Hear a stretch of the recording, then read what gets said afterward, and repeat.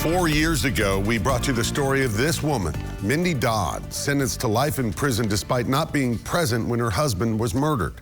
Governor Lee eventually commuted her sentence, but we didn't forget about her story.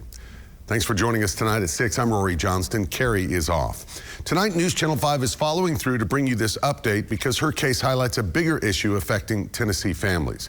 A law that can punish accomplices just as harshly, even more severely than those who actually commit violent crimes.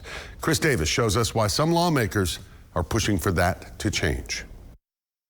You can't be responsible for everyone's actions. Mindy Dodd was not anywhere near the crime scene back in 1999. I was at work the night that my co-defendant killed the victim. Yet she ended up with a longer sentence than the convicted killer.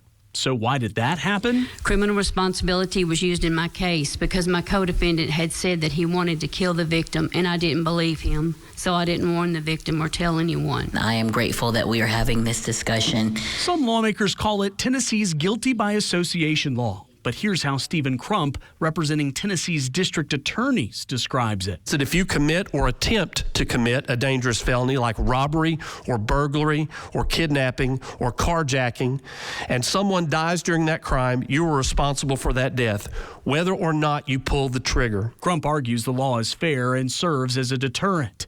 If you don't want the time, don't help with the crime. When criminals join forces to commit dangerous felonies, they share the acts and the risks. They don't get to pick and choose which parts of the crime they own after the fact. But Senator Ramesh Akbari says not every case is that simple. In some situations, the person implicated had no way of knowing their actions would lead to someone's death, yet are punished just as harshly. For me, I felt like this needed a deeper dive. The bill was discussed Thursday in a process called summer study. Typically, when a bill is sent to summer study, it's the equivalent of legislative purgatory. I'm glad we're having this conversation. I really am. But Republican Senator Kerry Roberts also saw the value in actually having this discussion, especially after he said he's heard the stories of several inmates impacted by this provision. I was young, I was dumb, I was in the car when he killed someone.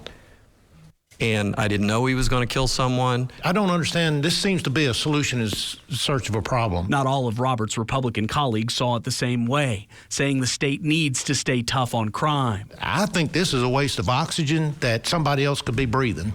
But to people like Mindy Dodd and others who testified with their own stories to tell. I'm not saying that my husband should not be held accountable for being present that day, but 82 years? There's no topic that's more important. We're adjourned. Because this is summer study, lawmakers did not take a vote at the end of this hearing. But it is possible we could see legislation filed next year and much more debate on this complicated topic. At the Capitol, Chris Davis, News Channel 5. Thanks, Chris. If you'd like to hear more of the testimony from some of the families impacted or how the District Attorney General Conference feels on a potential change, more videos available right now on our News Channel 5 app.